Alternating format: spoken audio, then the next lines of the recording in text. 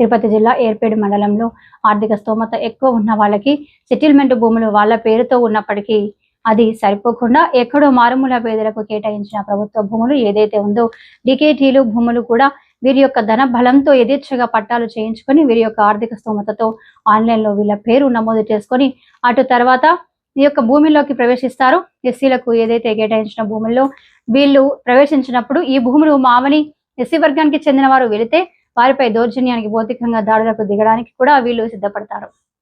అందరికి నిదర్శనమే పొంగూరు హరిజనవాడ ఎస్సీ కాలనీకి చెందిన అప్పట్లో దేవుని మన్యానికని కేటాయించిన భూమి 2 ఎకరాల 90 సెంట్లు భూమికి సంబంధించిన సంఘటన. పొలం కోసం మేము కోరుకుంటున్నాం. మాకు ఇస్తే మంచిది, మా పొలం మాకు ఇస్తే మంచిది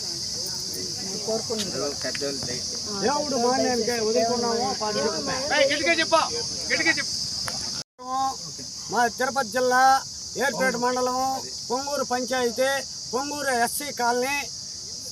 ఇది ఇందిరాగాంధమ్మ ప్రభుత్వంలో మాకందరికి ఎస్టీ ఎస్సీలకి భూములు ఇచ్చింది.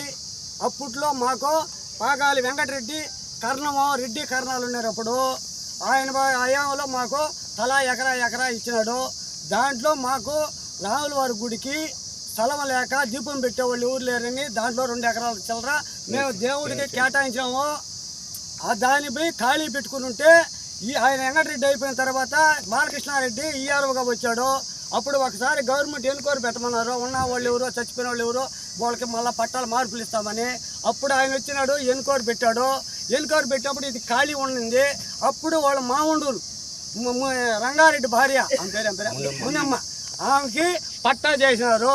ఇది మాది రాముల వారి గుడిది, పొంగూరు అర్జున వాడిది.